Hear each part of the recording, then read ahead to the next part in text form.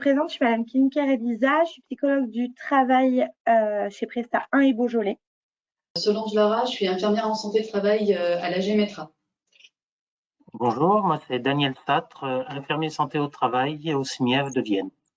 Et bonjour, Sofiane Fetti, je suis conseiller en prévention en Haute-Savoie, à l'AST 74. Le programme de la présentation qu'on va vous faire aujourd'hui, la première partie sur qu'est-ce qu'une substance psychoactive, on va être assez rapide. Deuxième partie, les produits et quelques chiffres associés. Ensuite, Sofiane vous présentera les usages et les modes de consommation ainsi que les liens avec le travail. Janie, notre juriste, vous fera un point sur le cadre réglementaire et Sofiane terminera la présentation en vous parlant de prévention et de bonnes pratiques. Donc, qu'est-ce qu'une substance psychoactive? Donc ça, c'est assez rapide, c'est juste pour que vous compreniez bien de quoi on parle aujourd'hui. C'est une substance, alors je ne vais pas répéter tout le temps substance psychoactive, hein, je vous parlerai de SPA, ça ira plus vite.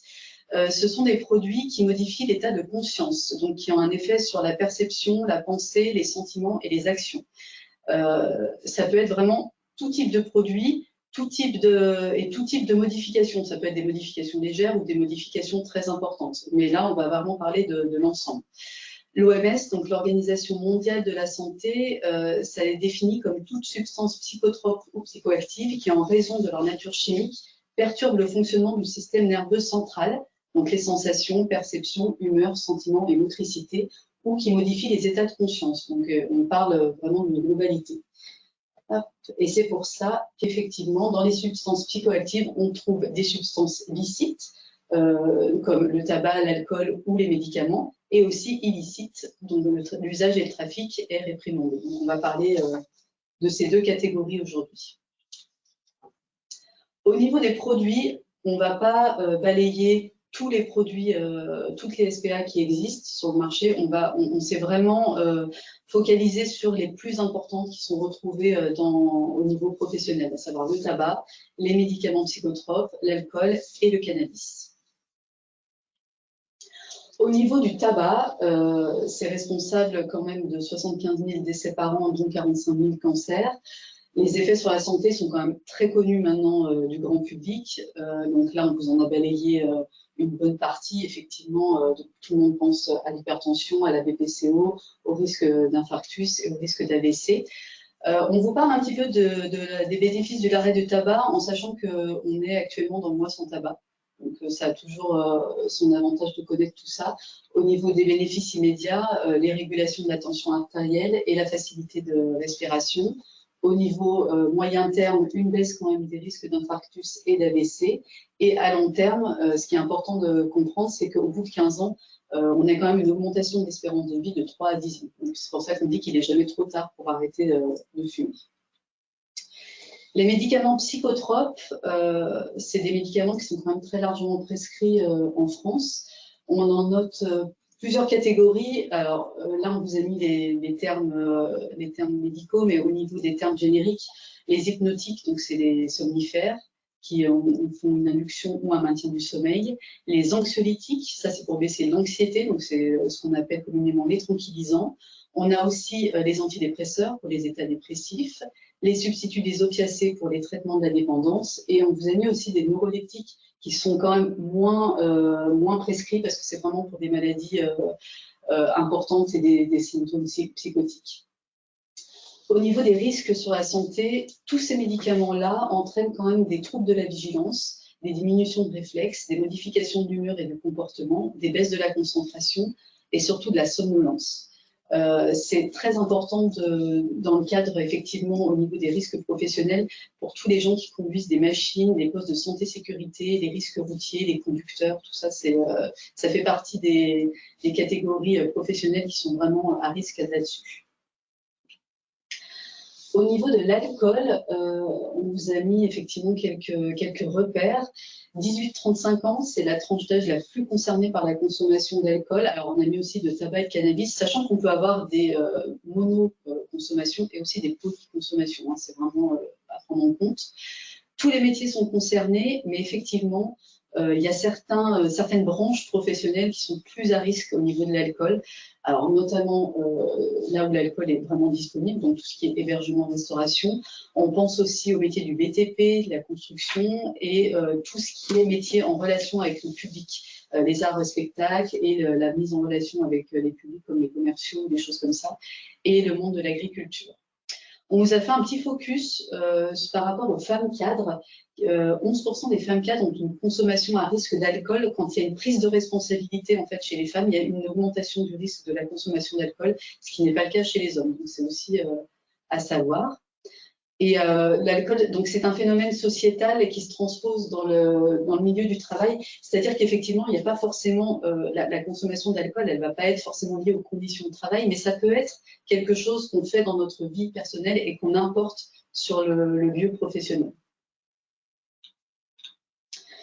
Au niveau du cannabis, il y a quand même aussi une bonne consommation en France de cannabis. Donc, ça peut être à l'origine d'accidents du travail parce qu'effectivement, ça altère beaucoup la vigilance ou la perception. Donc, la vue, l'audition, pas que, hein, ça altère aussi la perception du temps et au niveau des sensations physiques. Une prise de risque accrue est constatée chez certains consommateurs, forcément. Le cannabis diminue les capacités de mémoire et de concentration et les réflexes sont également altérés. Donc, ça peut être aussi dangereux, hein, tout comme les médicaments psychotropes par rapport aux conducteurs d'engins. 11% de la population âgée de 18 à 64 ans consomme du cannabis au moins une fois par an et 3,6% 10 fois par mois. Donc, ça fait beaucoup. On vous a fait un petit tableau, alors il y a beaucoup de choses sur ce tableau-là, c'est juste pour bien classifier au niveau des effets des SPA. On ne prend pas les mêmes substances suivant l'effet qu'on recherche. Si on recherche un effet antidépresseur, sédatif ou calmant, on va plutôt se diriger vers tout ce qui est alcool, médicaments psychotropes, anxiolytiques, somnifères, neuroleptiques au pire, et aussi les opiacés, donc tout ce qui est morphine, héroïne et codéine. Au niveau, si on cherche un effet plutôt stimulant ou excitant, comme pour tenir pour une journée de travail ou des choses comme ça, là, on va plutôt se diriger vers, alors, dans un moindre mal, la nicotine et la caféine, mais on peut aussi aller jusqu'à la cocaïne et au crack, voire aux amphétamines. Tout ce qui est perturbant, hallucinogène, qu'on retrouve un petit peu moins dans un cadre professionnel, en tout cas, ce n'est pas cette recherche-là en premier qui est recherchée, mais à savoir qu'effectivement, l'alcool, le cannabis, et aussi le LSD ou les champignons, ça peut avoir un effet hallucinogène en plus de l'effet calmant. Donc, c'est vraiment aussi un risque à prendre en compte. Au niveau des chiffres, là, on vous parle des 6 substances qui sont quand même beaucoup consommées. L'alcool, le tabac, le cannabis, la cocaïne, l'ecstasy et l'héroïne. C'est un schéma qui est intéressant parce qu'en fait, ça vous montre le nombre d'expérimentateurs et aussi le nombre de personnes qui sont dépendantes. Par exemple, on voit qu'au niveau de l'alcool, il y a plus d'expérimentateurs parmi toutes les substances, mais on voit que c'est le tabac où il y a le plus de personnes dépendantes. Alors, au niveau des consommations sur le milieu professionnel, en novembre 2021, il y a une étude qui a été faite auprès des professionnels de santé, de services de santé au travail, donc les médecins, infirmiers, psychologues et ergonomes, par rapport justement à la prévention des pratiques addictives. Et donc ça, c'est les professionnels qui ont répondu. Et apparemment, ce qui ressortait de cette étude donc, en 2021, c'était que la substance qui causait le plus problème chez les travailleurs, c'était l'alcool, pour 91% des professionnels interrogés, le tabac en deuxième, le cannabis et aussi les médicaments psychotropes. Là, on est en 2023, en sachant que nous, dans notre quotidien, c'est des chiffres qu'on retrouve encore 2 ans après. Et donc là, je vais passer la main à Sofiane qui va vous parler des usages et des modes de consommation en milieu professionnel. Donc, les usages et les modes de consommation. 3 principales familles de motivation pour les consommations d'une substance psychoactive. Première motivation, c'est pour aller rechercher du plaisir, donc pour s'amuser, pour partager des moments de convivialité, pour se désinhiber, aller chercher l'euphorie, voilà, pour ressentir des sensations agréables. Ensuite, Deuxième famille, régulièrement pour se socialiser, être moins seul, s'intégrer à un groupe, donc dans la vie personnelle, mais également dans la vie professionnelle. Et enfin, pour se soulager. Donc là, il y a plusieurs exemples pour affronter la réalité. Voilà, l'expression les petits remontants, pour être capable de passer la journée, voilà, pour réussir à la terminer, pour combler un ennui, faire passer le temps, oublier la souffrance vécue, faire fuir la réalité. Voilà. Beaucoup d'autres exemples. Type de pratiques addictives, quand on parle des consommations dans le cadre du milieu professionnel. Première pratique, le mécanisme d'importation. Donc, c'est les consommations qui vont être liées à la vie privée, mais qui vont venir impacter mon activité professionnelle, dans mon comportement, dans ma prise de risque, voilà, dans le côté social que je peux partager au travail. Ensuite, deuxième mécanisme, l'acquisition. Donc, c'est les consommations dans le cadre de l'activité professionnelle pour, on en parlait sur la slide d'avant, faciliter par exemple l'intégration d'un salarié dans un collectif de travail. Ensuite, le mécanisme d'adaptation, la consommation pour tenir le coup au travail. Et enfin, quatrième, le dopage, consommation pour être le plus performant possible au travail. Les fonctions professionnelles, quatre grandes familles, disons. Les fonctions que vont avoir l'usage de ces psychotropes, toujours là, on est dans le cadre de l'activité professionnelle. Donc anesthésier pour tenir physiquement et psychiquement, calmer la fatigue, la peur, l'ennui, la douleur, l'angoisse, la pensée. Deuxième catégorie, c'est stimuler, euphoriser, désinhiber. Donc rester éveillé le plus possible, tenir le coup, c'est des termes qu'on a utilisés aussi sur la slide précédente. Se mobiliser, optimiser ses capacités mentales, ses capacités physiques également, pour réussir à atteindre ses objectifs. Ensuite, du coup, récupérer, voilà, dormir, lâcher prise, se détendre, enfin en tout cas avoir l'impression de redescendre après une activité intense, par exemple. Et enfin, intégrer, insérer, entretenir des liens professionnels, stratégie de présentation de soi et de reconnaissance par un groupe professionnel. Ce qui est important d'intégrer, c'est qu'il y a dans la consommation, il y a différents stades de consommation. Un usage qui va être du coup absent. Donc là, il n'y a aucune consommation d'aucun produit. Donc là, on est en bas de la pyramide et donc du coup, aucun effet sur la santé, sur le fonctionnement psychique, mental, mécanique du corps humain. Et ensuite, voilà, usage simple mais sans dommage, donc des petites quantités. Donc la dose va être gérée et du coup, on va pouvoir atteindre le stade de dépendance en augmentant la quantité, en augmentant l'usage. Voilà, la dépendance, du coup, stade à partir duquel on consomme un produit, on sait très bien que ça a un effet néfaste pour notre santé, et malgré tout, automatiquement, machinalement, on va être programmé. On n'aura plus le contrôle, plus de maîtrise, et on va, de manière répétitive, compulsive, garder ce comportement ou préserver un niveau de consommation élevé. Voilà.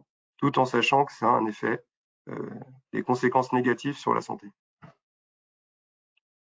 Donc, l'addiction, donc la dépendance peut du coup, agit sur trois domaines, une dépendance comportementale, psychologique et physique.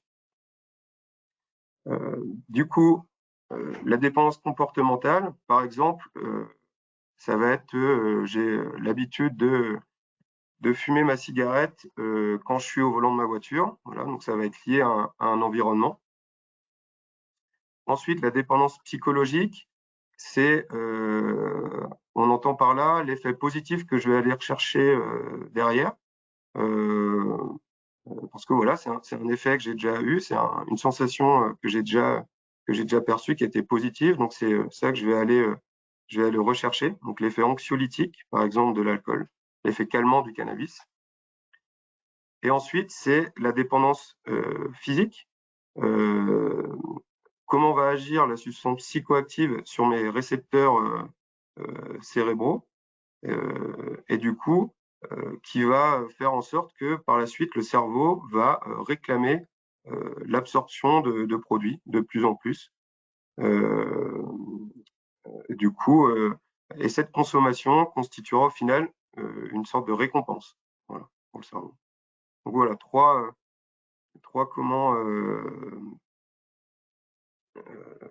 domaines de la dépendance comportementale, psychologique et physique. Donc du coup, on a un triptyque. La consommation, elle est liée. Enfin, la consommation, plus elle est intense, en tout cas, plus on va vers la dépendance. Mais la consommation de manière générale, elle va être liée à trois choses. Hein, et ça va être du coup quelque chose de complexe. Il y a beaucoup de facteurs qui rentrent en ligne de compte. Tout d'abord, bah, c'est quelle substance ou quel comportement on va consommer avec des effets, des natures différentes et variables qui vont apporter des choses différentes. Ensuite, c'est le facteur individuel. Comment cette personne concernée va intégrer, va pouvoir faire avec ce produit, ou quels impacts elle va avoir plus facilement sur cette personne-là plutôt que sur une autre. Et ensuite, c'est l'environnement. Au niveau personnel, la famille, ça peut être des échecs sportifs, ça va être voilà, des difficultés, par exemple, rencontrées dans le cadre du travail. Donc voilà. Donc ça, c'est quelque chose qu'il faut bien avoir à l'idée, c'est que c'est multifactoriel, avec trois grands domaines, c'est la substance ou le comportement, les facteurs individuels et l'environnement, qui vont agir et qui vont agir sur les modes et les habitudes de consommation. Donc là, quelques exemples de différents produits. Donc par exemple, on peut voir en bas à droite ici, c'est le tabac, voilà, que tout le monde connaît bien, qui a un effet toxique très prononcé, qu'on voit en bas sur la courbe, et puis un potentiel addictif qui est aussi très important. Hein, c'est un des produits on va consommer une fois, qu'on va avoir tendance à consommer très régulièrement par la suite, qu'on peut comparer complètement à l'opposé, par exemple, du LSD, qui va avoir, par contre, lui, une intensité des modifications psychiques très importante, ce qui n'est pas le cas du tabac. Donc, ça va altérer la vigilance, etc. Par contre, il a un potentiel addictif beaucoup moins important que le tabac et une toxicité beaucoup moins importante. Donc, voilà. Donc, chaque produit va avoir ces caractéristiques-là qui vont du coup le rendre plus ou moins facilement dépendant si on le consomme. Donc les liens avec le travail. Donc ça, en effet, c'est des facteurs qui, au niveau du travail, vont pouvoir impulser des comportements et des consommations. Donc le statut, un manque de valorisation, une rémunération, des tensions psychiques, des conflits, un isolement, des demandes contradictoires récurrentes, une usure mentale, voilà. Aussi des facteurs qui peuvent venir expliquer et se traduire par des consommations. Travailler au contact du public, faire face à la souffrance de personnes, suivant son niveau d'empathie, à l'agressivité aussi à l'inverse d'autres personnes, les horaires de travail atypiques ou des horaires très décalés, des relations au niveau du travail, ça peut être des pots en entreprise, voilà, c'est des habitudes qui qui continuent à se tenir en entreprise, des séminaires aussi, où c'est vrai qu'on laisse un peu plus de place à la convivialité, à la consommation de certains produits, des phénomènes de bizutage, par exemple aussi, des activités répétitives de sécurité. Donc, des conditions de travail rudes aussi peuvent entraîner la consommation de produits. Donc, la chaleur, le froid, le travail en plein air, des activités, disons, pénibles, l'exposition à des secousses, des vibrations, port de charges lourdes, tout ce qui va rendre plus pénible le travail, des déplacements répétés, longs, fatigants ou rapides, le fait d'être isolé, on en parlait sur la slide d'avant, d'être en télétravail, d'être du coup, c'est le fait d'être isolé et peut-être avoir des produits disponibles à proximité aussi, plus facilement qu'au travail. Donc, les conséquences des consommations sur le travail, donc ça va être par exemple des prises de risques, des risques inhabituelles, pas forcément maîtrisées, des troubles du contrôle et des mouvements. Donc, on l'évoquait tout à l'heure, les postes de sécurité en entreprise. Donc, par exemple, utiliser un engin de chantier, conduire un véhicule léger, utiliser des outils tranchants, voilà, tout ce qui va être défini dans votre règlement intérieur comme en tant que poste de sécurité, voilà, avec des troubles du contrôle et des mouvements, donc ce qui va engendrer des situations encore plus à risque. Voilà, de l'inattention, des troubles du jugement, troubles de l'attention, de la conscience du danger, la somnolence, agressivité, mise en danger d'autrui. Des comportements qui vont aggraver, augmenter les chances d'aller vers l'accident. Bonjour, Geneviève Serrenton, juriste à la Gémetra et en charge effectivement de vous parler du cadre réglementaire, notamment lié aux consommations des substances psychoactives. Alors bien entendu, on ne peut pas s'affranchir un petit peu de ce qui se passe au niveau réglementaire, hein, lorsqu'on parle de conduite addictive. Bien entendu, ça renvoie pour vous, employeurs qui êtes certainement présents ce matin, aux obligations, effectivement, qui sont les vôtres, et notamment l'obligation de prendre les mesures nécessaires pour assurer la santé, la sécurité physique et mentale des travailleurs, telle qu'elle est définie dans la loi et dans le Code du travail. Cette obligation de sécurité a longtemps été considérée comme une obligation de résultat. Elle est aujourd'hui un petit peu tempérée et considérée par la jurisprudence comme étant une obligation de sécurité de moyens renforcés. C'est assez important pour être souligné. Quoi qu'il en soit, l'obligation pour l'employeur, c'est bien sûr d'appliquer ces 9 principes de prévention, toujours définis par le Code du travail et dans l'article suivant, et bien sûr de retranscrire son évaluation et la transcription des risques dans le fameux document unique, lequel a énormément évolué, notamment dans la réforme de 2021. En parallèle et en corollaire, bien entendu, c'est aussi l'obligation pour lui d'organiser potentiellement les secours, notamment lorsque, dans le cadre de l'évaluation et de l'évaluation des risques, pardon, eh bien, c'est lorsque les conduites potentiellement de certains risques pourraient amener à une accidentologie un petit peu plus importante. Alors, on oublie souvent, on parle énormément de l'obligation de l'employeur. En revanche, on oublie souvent, effectivement, de faire aussi le parallèle avec l'obligation du travailleur. Et ça fera écho notamment à la consommation de substances psychoactives, puisque l'obligation du travailleur, c'est bien sûr, et qui est inscrite dans le Code du travail, c'est aussi cette obligation de prendre soin de sa santé, mais également de sa sécurité, et aussi celle de ses collègues. Ce qui semble dire que, notamment lorsqu'on parle de conduite addictive, il faut aussi avoir potentiellement une surveillance, peut-être de ses collègues, lorsqu'on va peut-être imaginer qu'il est aujourd'hui sous l'emprise de certaines substances. Et donc, c'est une obligation d'alerter et potentiellement, effectivement, l'utilisation du droit de retrait.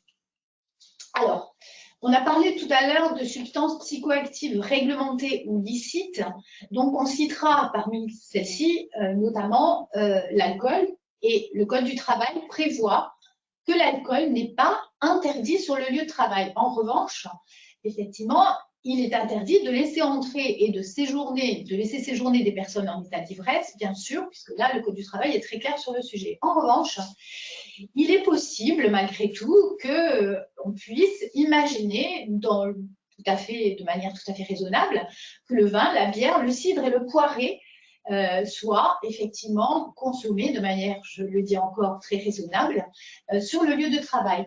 En revanche, aucune autre boisson n'est tolérée, mais subsistant certainement de vieux articles du Code du travail, certains produits alcooliques sont tolérés et on parlera effectivement de tolérance.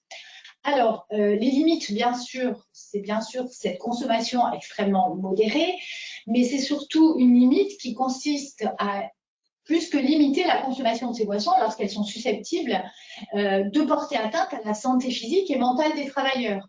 Et dans ces cas-là, l'employeur, dans le cadre de son obligation de sécurité, aura bien sûr la possibilité de prendre toutes les mesures nécessaires pour protéger, soit en limitant, soit même en interdisant la consommation. Et on verra tout à l'heure quel est l'outil juridique à sa disposition pour ce faire. Donc, l'attribution de boissons alcoolisées aux travailleurs ne peut être prévue comme, bien sûr, un élément de nature qui sera nourri par... qui sera effectivement prévu comme un avantage en nature par une convention à accord collectif. Là, par contre, on est véritablement sur de l'interdiction. Et bien sûr, on va insister sur le fait que la prévention doit être dimensionnée par rapport au risque.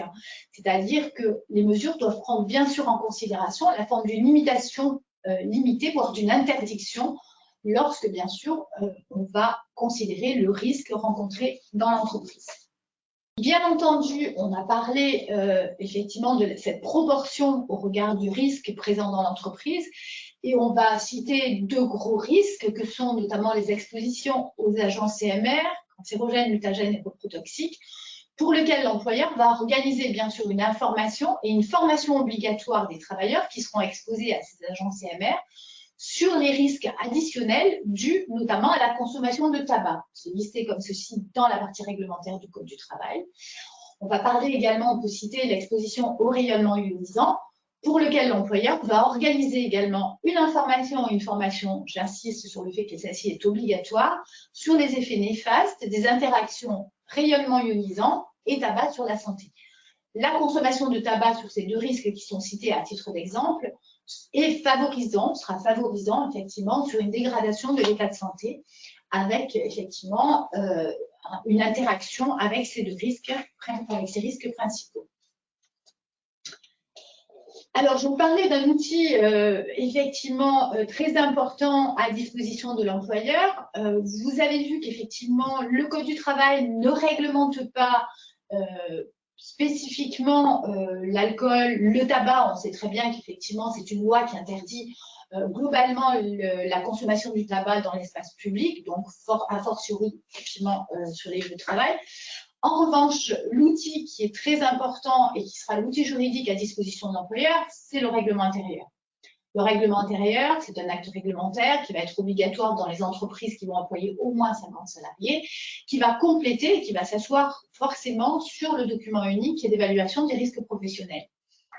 Il est demandé que ce règlement intérieur soit porté à la connaissance des personnes qui ont accès au lieu de travail et il va contenir du coup parfois les interdictions que l'employeur souhaitera voir mettre en place dans son entreprise. C'est ainsi que pourra être inscrit dans le règlement intérieur l'interdiction totale de consommer de l'alcool sur le lieu de travail pour des raisons de santé ou de sécurité. On a vu tout à l'heure notamment l'interaction que pouvaient avoir certaines substances au regard des risques et donc proportionnellement, l'employeur ne prendra pas le risque d'exposer ou de surexposer son salarié dans le cadre effectivement d'une consommation qu'il pourra interdire par le biais effectivement du règlement intérieur.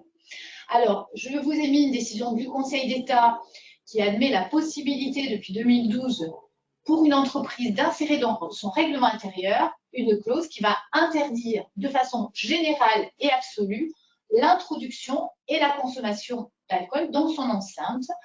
Donc, c'est une décision qui datait déjà depuis 2012, qui a été reprise en 2021 Et cette possibilité peut être accordée à une ou plusieurs catégories de postes présentant des risques ou dangers particuliers.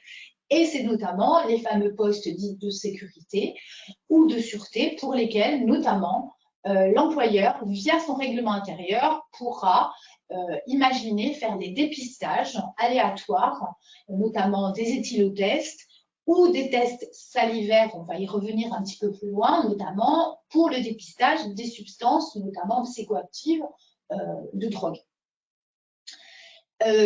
Le règlement intérieur pourra également faire un rappel des dispositions qui sont prévues dans le cadre du Code de la route, puisque je vous rappelle que la consommation alcoolique est en tous les cas réprimée par le Code de la route, et c'est notamment pour les entreprises qui utilisent, notamment qui ont des personnes qui circulent sur la voie publique ou qui conduisent notamment des poids lourds.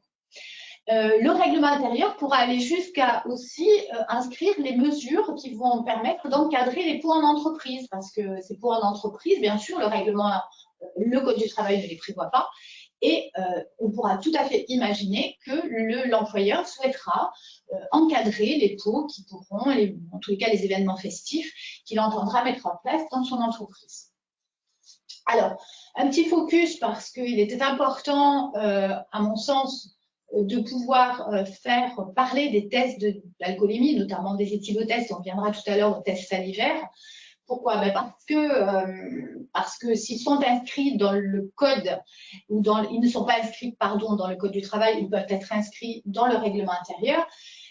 L'équilibre reste toujours effectivement difficile entre l'obligation de sécurité de l'employeur et le respect de la liberté individuelle.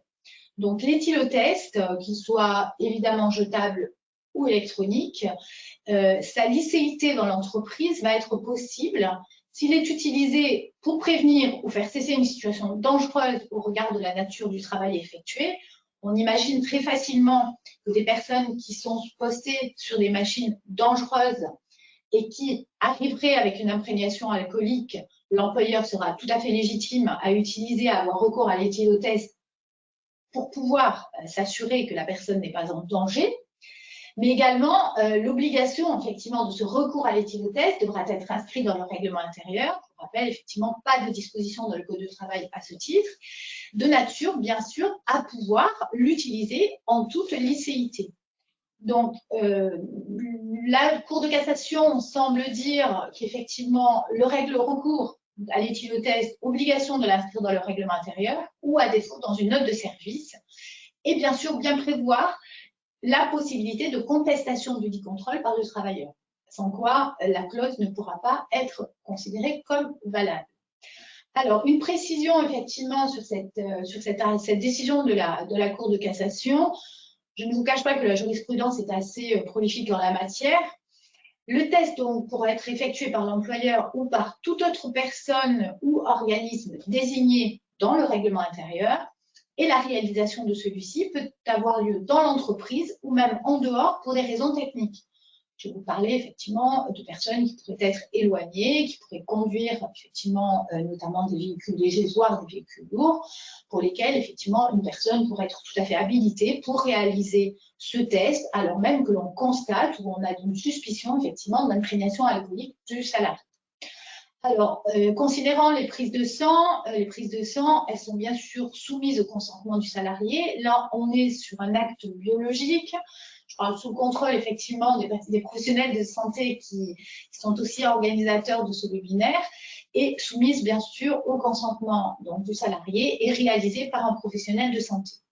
Alors, la question se pose aujourd'hui, puisqu'on a aussi entendu parler des systèmes en fait, d'éthylotest au démarrage qui permettraient effectivement d'être réalisés au moment où le salarié se positionne en situation de démarrage, notamment de son véhicule, et pour lesquels il y aurait un éthylotest qui nécessiterait un éthylotest négatif pour ensuite effectivement démarrer le véhicule. Là-dessus, nous n'avons pas de position de la Cour de cassation sur la licéité de ce démarrage et notamment sur leur fiabilité. Ce sont des dispositifs qui sont mis en place par la prévention routière. Ça mérite encore d'avoir une attention particulière sur potentiellement quelque chose qui viendrait nourrir la jurisprudence demain. Autre focus sur, bien sûr, l'entreprise, puisque très souvent, nous sommes sollicités sur la question, c'est les tests de dépistage salivaire. Alors là-dessus, la jurisprudence est beaucoup moins tranchée, d'abord parce que c'est une demande nouvelle des employeurs qui bien souvent, effectivement, remarquent ou savent que leurs salariés consomment notamment des substances, des stupéfiants et notamment le week-end. Et la licéité des tests salivaires, aujourd'hui, je suis un petit peu embêtée pour vous dire que ces tests sont complètement licites dans l'entreprise, encore une fois, à condition d'être inscrits dans le règlement intérieur, tout simplement parce que la jurisprudence est très partagée sur le sujet. Certains tribunaux ont admis la licéité totale, effectivement, de ces tests de dépistage salivaire. D'autres ont considéré qu'il s'agissait de tests biologiques, donc ne pouvant pas être réalisés par une personne en entreprise. La Cour d'appel administrative de Marseille en 2015 a dit que la clause qui autorise l'employeur à pratiquer un test salivaire de dépistage de l'usage de stupéfiants porte une atteinte disproportionnée aux libertés individuelles dès qu'il se heurte au secret médical et au manque de fiabilité. C'est principalement ce manque de fiabilité qui est aujourd'hui pointé du doigt dans le cadre des dépistages salivaires. Et tout à l'heure, lorsque je vous parlais effectivement d'équilibre à respecter entre l'obligation de sécurité de l'employeur et la liberté individuelle du salarié, on sait aussi que la consommation de stupéfiants peut laisser des traces, alors même que le salarié a consommé, notamment le week-end. Il peut avoir des traces, et notamment qui ressortiront peut-être dans un test de dépistage salivaire, alors même qu'il est à son poste de travail. Pour autant, le test ne permet pas de déterminer un seuil au-delà duquel le salarié est considéré dans l'incapacité d'assumer ses fonctions. Ça veut dire que ce n'est pas parce que le test restera positif que le salarié ne sera pas en capacité effectivement d'occuper ses fonctions. Donc globalement, ce qu'il faut retenir, c'est qu'aujourd'hui, la jurisprudence, en tout cas dans le cadre de contestation des résultats de ces tests salivaires, manque de fiabilité et sont à utiliser avec énormément de précautions, notamment par rapport au déséquilibre sur le respect en tous les cas sur l'atteinte disproportionnée que cela peut avoir aux libertés individuelles des personnes. Alors, l'objectif là, c'était aussi de vous reprendre un petit peu la jurisprudence parce que, vous l'aurez compris, le Code du travail reste relativement succinct concernant notamment les substances psychoactives, mais aussi les substances stupéfiantes. En ce qui concerne l'alcool, on sait qu'il y a une réglementation qui est ancienne, comme je le répète, utilisation, possibilité effectivement de consommer malgré tout du vin, de la bière, du poiré et du cidre en entreprise. Pour autant, effectivement, je voulais vous citer quelques jurisprudences relativement récentes, puisque là nous sommes sur une jurisprudence de mars 2018.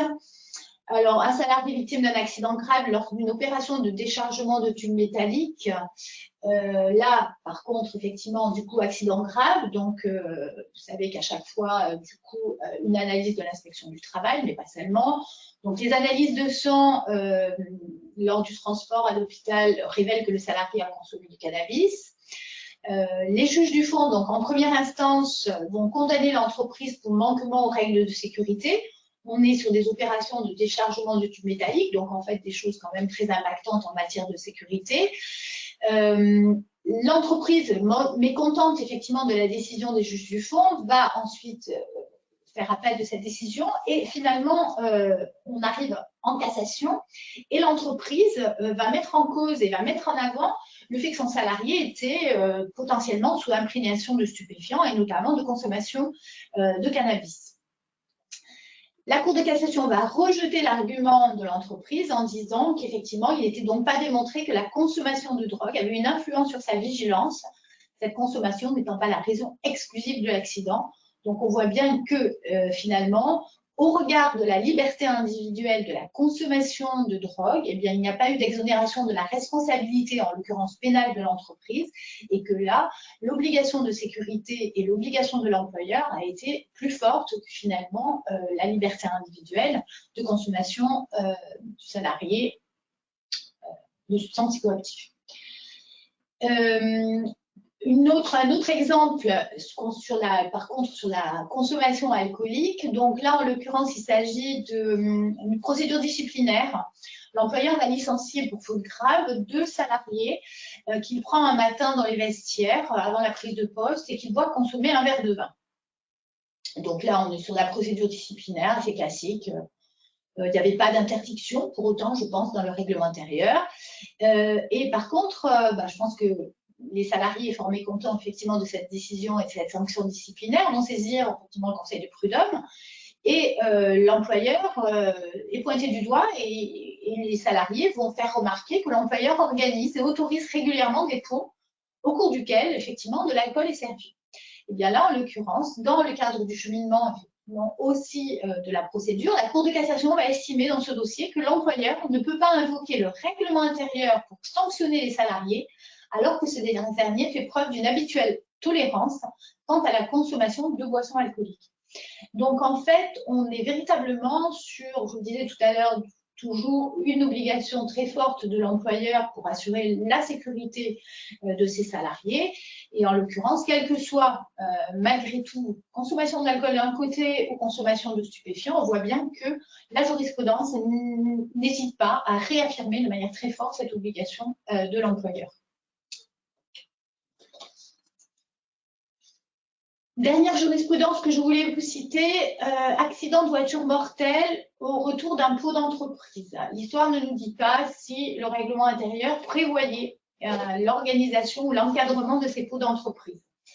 Le salarié va avoir un accident grave puisqu'il va avoir un accident mortel, il va se tuer à l'issue d'un repas en fête de fin d'année qui sera organisé par l'employeur.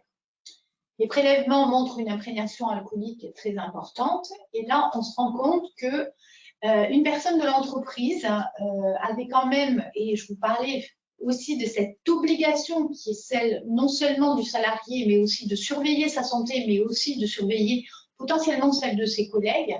Donc une personne de l'entreprise lui avait retiré ses clés dans un premier temps, avant de les lui rendre, on ne sait pas trop pourquoi. Et le gardien du lieu qui avait la surveillance du périmètre de l'entreprise avait ouvert la barrière. Eh bien, ces 2 personnes ont été aussi reconnues coupables de non-assistance à personne en danger. Donc là, on est sur effectivement de la condamnation pénale. Donc on voit aussi que ça peut aller très loin. Donc, moralité de l'histoire, on sait tous que les entreprises organisent des événements festifs. J'invite tous à effectivement utiliser l'outil juridique à votre disposition, qui est le règlement intérieur, pour pouvoir encadrer le plus possible non seulement les événements festifs, mais aussi potentiellement l'utilisation des éthylotests. Pour ce qui est de l'utilisation des tests salivaires, comme vous l'aurez compris, je suis beaucoup plus partagée puisque effectivement, on n'a pas beaucoup de licéité de ces tests. Alors, moi, en conclusion, je citerai, je souhaiterais quand même ramener tout cela au rôle du service de prévention et de santé au travail, puisque la dernière loi qui aujourd'hui dirige nos missions, c'est celle du 12 août 2021 qui s'appelle « Pour renforcer la prévention en santé au travail ». Elle vise aussi à renforcer la prévention au sein des entreprises et à décloisonner la santé publique et la santé au travail. Je souhaitais faire ce focus pour rappeler quelles étaient les missions principales des SPSTI, qui est celle aussi d'éviter toute altération de la santé des travailleurs du fait de leur travail. Et nous avons l'obligation de contribuer à la réalisation d'objectifs de santé publique afin de préserver un état de santé du travailleur compatible avec son maintien en emploi.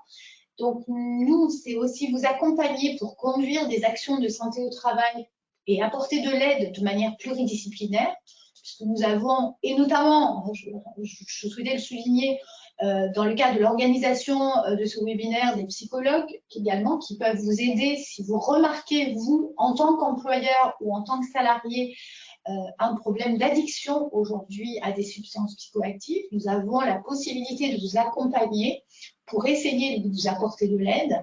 Et bien sûr, notre mission, c'est aussi de conseiller les employeurs, mais également les salariés, sur les mesures qui seraient nécessaires afin d'éviter ou de diminuer les risques professionnels, de prévenir la consommation d'alcool et de drogue sur le lieu de travail. par des actions de sensibilisation, d'accompagnement dans l'identification des postes dits de sécurité et le choix, effectivement, dans les têtes de dépistage au plus près de vos activités dans l'entreprise. Donc, n'hésitez pas à faire appel à nous. Nous sommes là aussi pour vous accompagner dans ce cadre et j'en ai fini pour ma partie. Si vous avez des questions, n'hésitez pas aussi à les poser soit dans le chat, soit, je pense, peut-être à l'issue de ce webinaire, si les micros seront, puisque les micros seront potentiellement ouverts. Je vous remercie. Donc, tout d'abord, pour une démarche de prévention réussie, je pense que c'est le souhait de tout employeur dans son entreprise.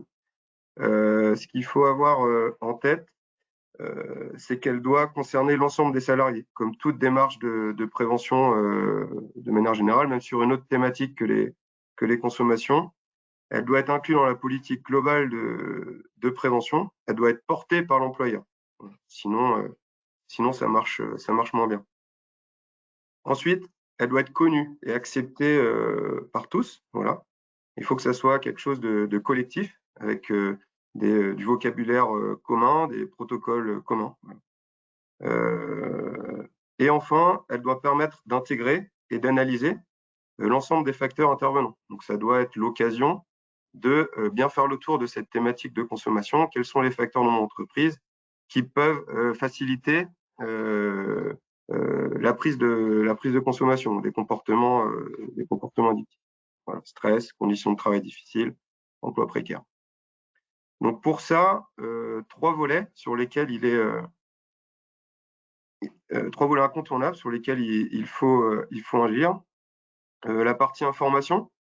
Donc ça, c'est dans le cadre de l'obligation d'information, de sensibilisation des salariés, donc par des campagnes d'affichage, par des informations dans le cadre d'accueil de nouveaux salariés, ou des réunions avec des intervenants. Donc ça, Janie l'a très bien souligné. Ça peut être le service de prévention et de santé au travail. Donc là, c'est l'exemple de la GEMETRA pour les adhérents concernés.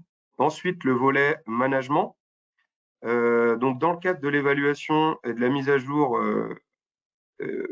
dans le cadre de l'évaluation et de la réalisation du plan de prévention dans le cadre du document unique d'évaluation des risques. Donc ça, c'est une occasion aussi pour analyser, faire l'état des lieux et voir ce qu'il est opportun d'améliorer sur cette thématique-là, dans le cadre de la mise à jour du document unique.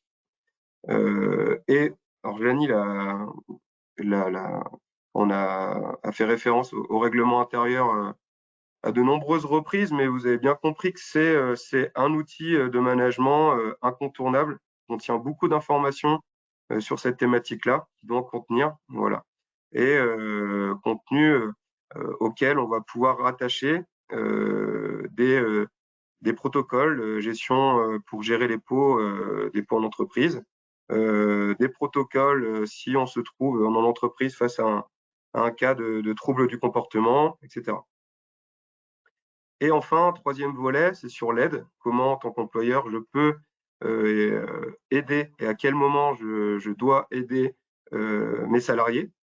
Donc, en communiquant sur les structures qui peuvent aider. Bien entendu, les services de prévention et de santé au travail, comme l'a rappelé Janie. Donc voilà, les trois volets incontournables. Donc pour revenir sur la partie information, donc informer sur les produits, donc c'était un peu le contenu de notre webinaire, en tout cas sur la première partie. Travailler sur les représentations, que tout le monde comprenne bien la complexité aussi de ces consommations, les différents facteurs, connaître l'influence de l'environnement par exemple. Avoir bien conscience des facteurs aussi de risque professionnel de son entreprise. Voilà, avoir la même base de connaissances et analyser les facteurs de risque. Voilà, faire un état des lieux dans le cadre d'une démarche spécifique liée à la consommation ou dans le cadre de la mise à jour de l'évaluation des risques professionnels, par exemple. Donc, le volet management, donc voilà, dans le cadre de la mise à jour du DU, document unique d'évaluation des risques professionnels, faire connaître la réglementation et le code du travail, disons les basiques, et puis le complément que l'employeur a décidé de mettre dans son règlement intérieur. L'ensemble des protocoles qui vont permettre de cadrer de manière anticipée, par exemple pour la gestion des pots, et puis en cas d'un cas avec un comportement anormal observé sur un poste de sécurité, par exemple. Voilà, des protocoles qui vont aider le manager, le chef d'entreprise, et puis le salarié à que ça devienne une démarche constructive. Voilà. On va éviter d'être dans la stigmatisation, mais vraiment dans la démarche de prévention et d'accompagnement. Voilà, réfléchir à l'échelle des sanctions. Voilà, des fois la sanction, malheureusement, elle est incontournable. Et prévoir une formation de l'encadrement, parce que ce n'est pas des cas faciles à gérer toujours pour un manager, par exemple. Mettre à disposition des outils et un affichage. Donc là, on est sur le troisième volet aide. Voilà, les sites d'information validés, les numéros verts et coordonner les structures spécialisées. Vraiment encourager et soutenir la demande d'aide, de soins. Favoriser l'orientation précoce, c'est vraiment très important.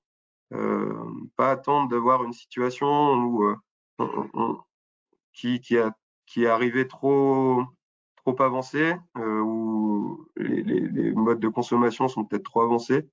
Vraiment alerter le plus rapidement possible dès que vous avez des indicateurs au rouge à ce niveau-là. Le médecin du travail, par exemple. Voilà, pour réévaluer la situation et puis faire en sorte que la situation ne s'envenime pas, ni pour le salarié, ni pour l'entreprise. Voilà, vraiment dans une démarche de prévention globale. S'impliquer dans l'aménagement des postes des personnes en difficulté. Donc là, quelques ressources qui existent. On retrouve ça sur l'ensemble des départements de la région. Donc, voilà, des services, alcool info-service, drogue info-service, tabac info-service.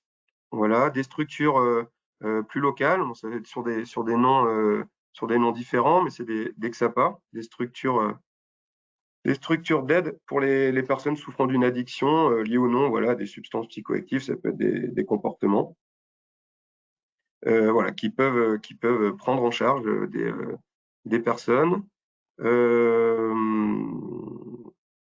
Voilà, Addicted, le médecin traitant, le service de santé, service de prévention et de santé au travail. Lui va pouvoir conseiller, mais aussi réorienter vers ces structures-là. Donc, vous pouvez le faire en interne, mais voilà, le médecin du travail, ça va être aussi son rôle de réorienter et peut-être d'avoir un peu plus de chances que la réorientation suive son cours. Donc, pour conclure, les points clés, vraiment, c'est de privilégier la gestion du risque plutôt que le dépistage, la répression, la stigmatisation. Utiliser la terminologie adéquate, voilà, risque lié aux consommations, par exemple, plutôt que d'addiction. Une démarche participative, donc avec l'ensemble des acteurs qui peuvent être présents suivant la structure. Inclure dans une politique globale de prévention, avec les 3 volets qu'on a vus ensemble. S'appuyer sur un référent interne ou un groupe de personnes, voilà, des personnes ressources, pour piloter, animer cette démarche spécifique. Des personnes, voilà, avec un minimum d'informations, voilà, et sensibilisées sur cette thématique. Une démarche qui peut être accompagnée, donc on a parlé de nos services, des services de prévention et de santé. Ça peut être l'ANPA, l'Association nationale de prévention, d'accompagnement, ou encore l'ANACT, qui en ce moment propose un dispositif d'accompagnement des entreprises gratuit. Voilà, le dispositif PrefCamp, donc qui accueille des entreprises sous forme collective, 5 ou 6 entreprises. Et à travers des ateliers, l'objectif, c'est de balayer, et puis de s'améliorer, de mettre en place vraiment une démarche en prenant les 3 volets de prévention conseillés, bien informés, avoir les bons outils vraiment appropriés à son entreprise pour avoir une démarche efficace sur cette thématique-là. Communiquer, voilà, enfin, sur la démarche pour qu'elle soit connue et acceptée par tous. Et c'est un travail sur du long terme, ça c'est quand même important de le rappeler. Voilà. Et je vous remercie pour votre attention.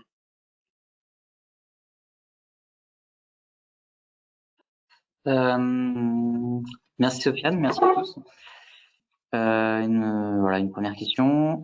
Lorsqu'un salarié consommateur de stupéfiants met en danger ses collègues pendant le travail, comment peut-on l'écarter de son lieu de travail s'il ne coopère pas et qu'il veut absolument rester à son poste? Alors, je ne sais pas qui veut répondre. Moi, je vais répondre peut-être d'un point de vue évidemment réglementaire. Déjà, il faut.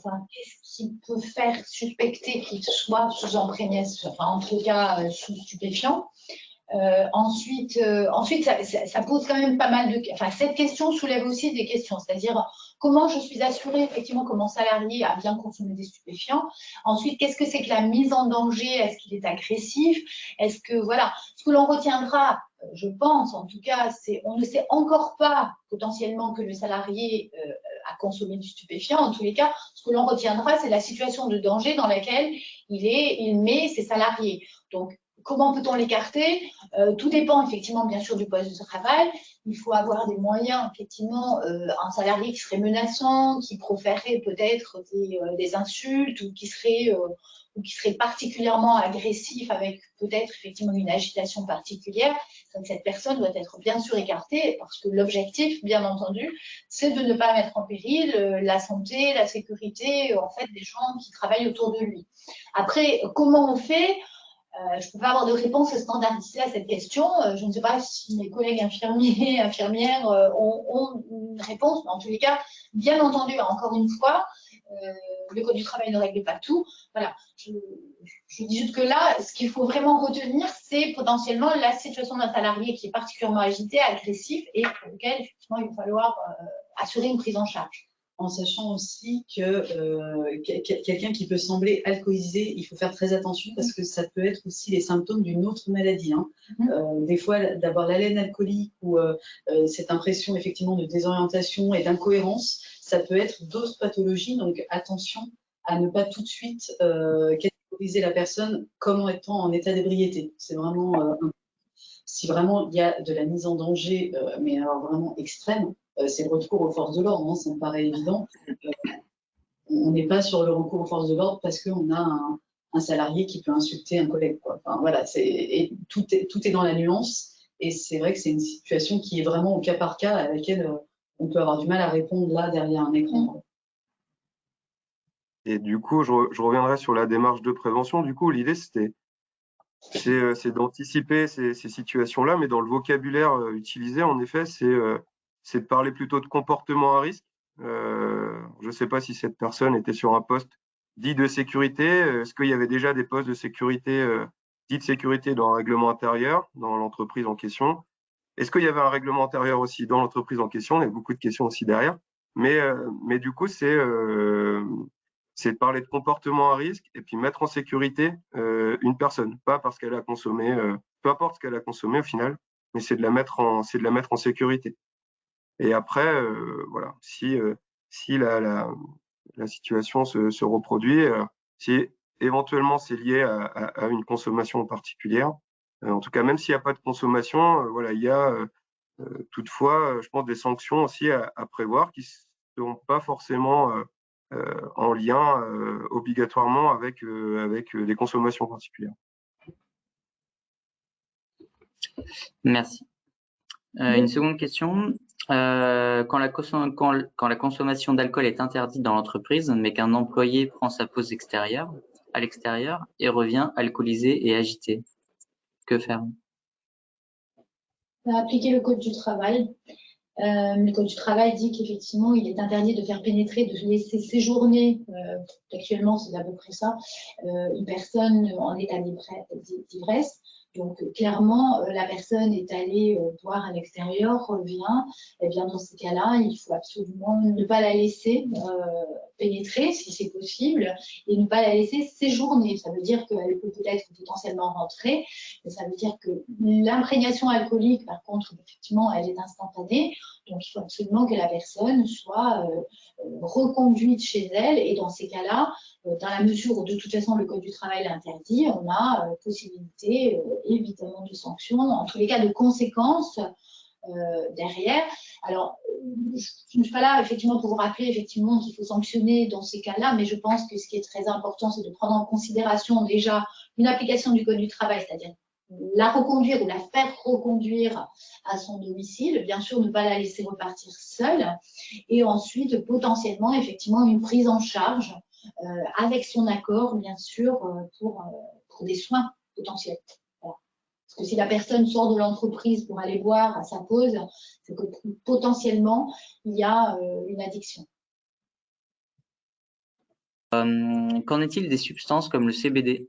Comment le considérer? Comme le tabac pour interrogation, comme d'autres substances. Quelles mesures doit prendre l'employeur vis-à-vis de la consommation de ce type de produit?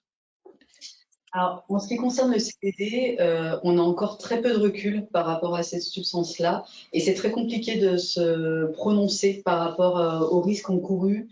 Il semblerait effectivement qu'il n'y ait pas de répercussions sur une modification de l'état de conscience important. Ceci étant dit, nous, notre position, c'est effectivement de l'interdire au même titre que le cannabis, tant qu'on n'a pas encore assez de recul par rapport à ça. Peut-être qu'un jour, il y aura des études qui prouveront que c'est complètement inoffensif et qu'il n'y a pas de répercussions sur la santé, et dans ces cas-là, ça sera OK. Peut-être que ça pourra être considéré comme le tabac.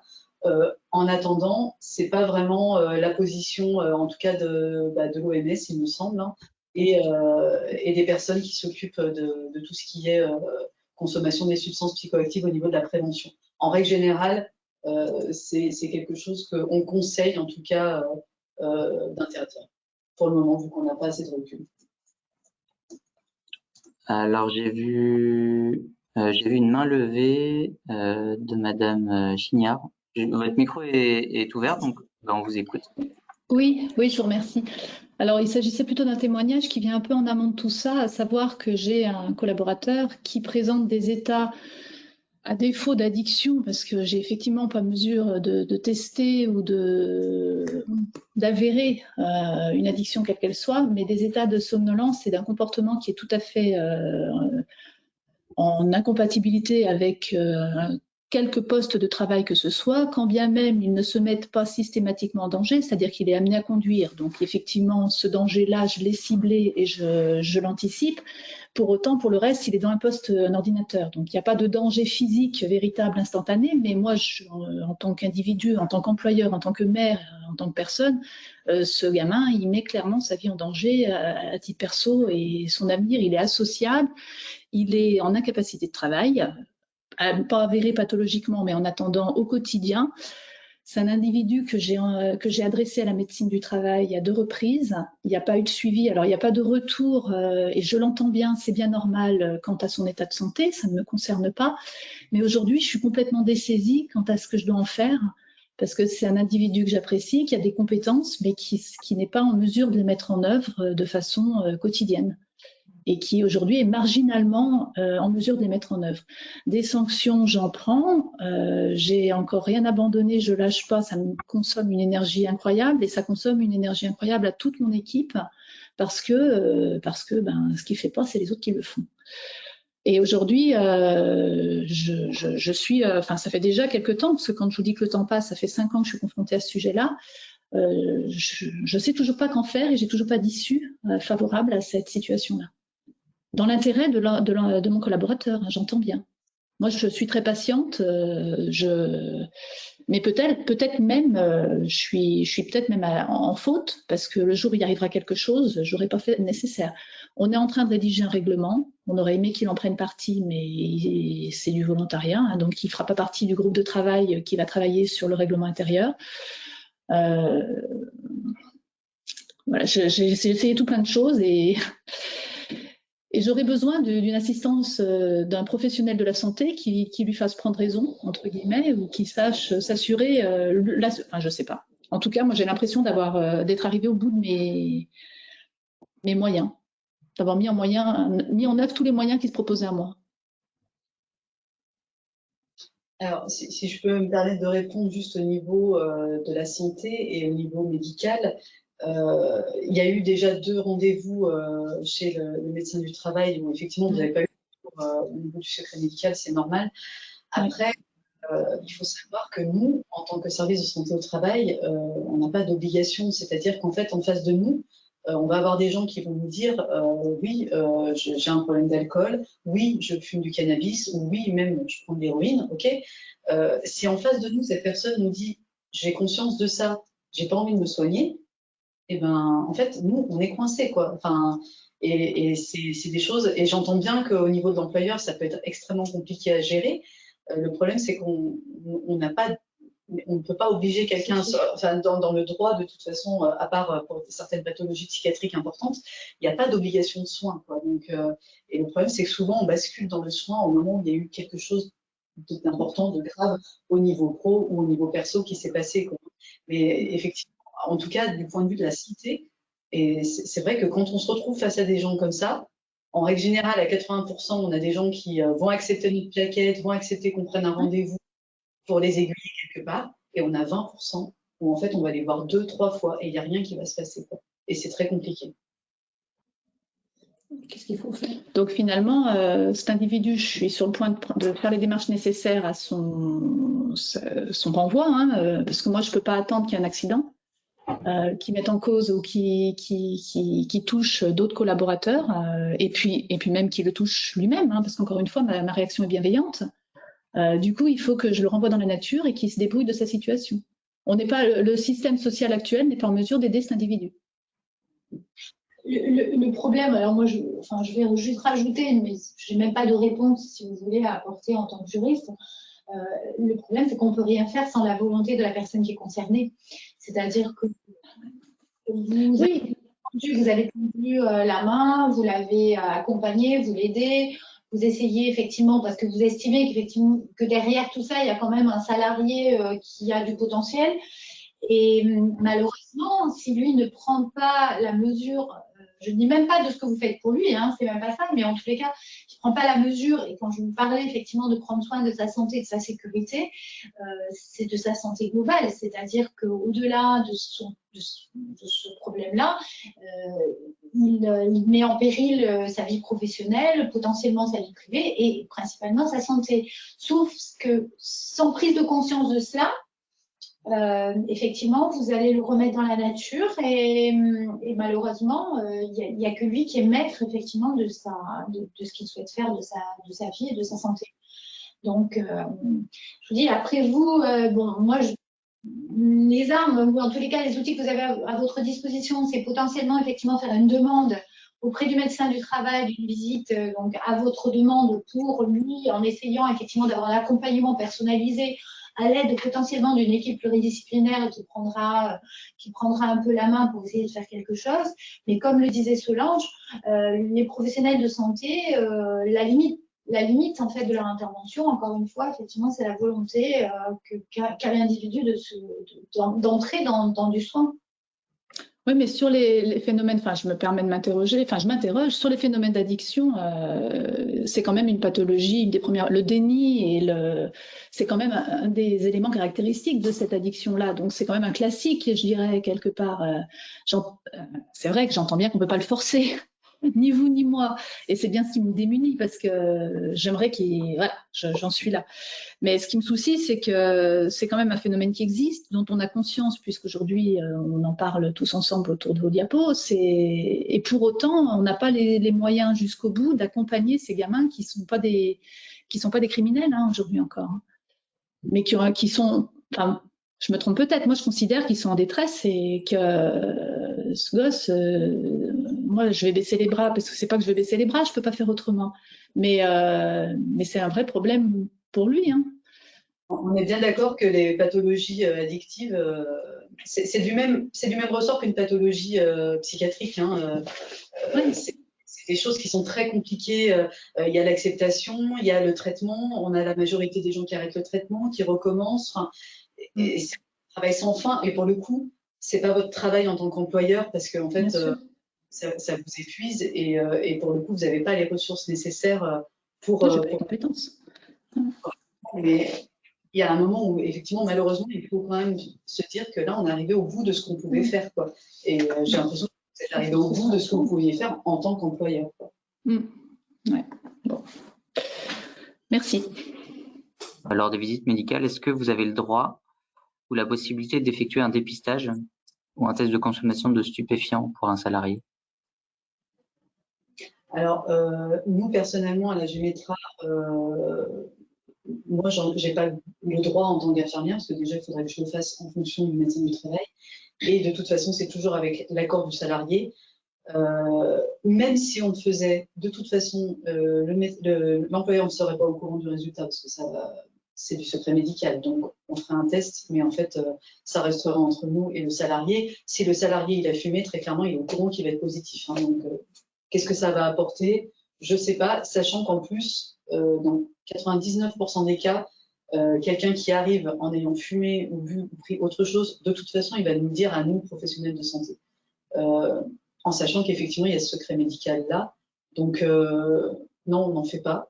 Je ne sais pas si effectivement on aurait possibilité, mais moi, en tant qu'infirmière, je n'en fais pas sans l'aval du médecin du travail, de toute façon.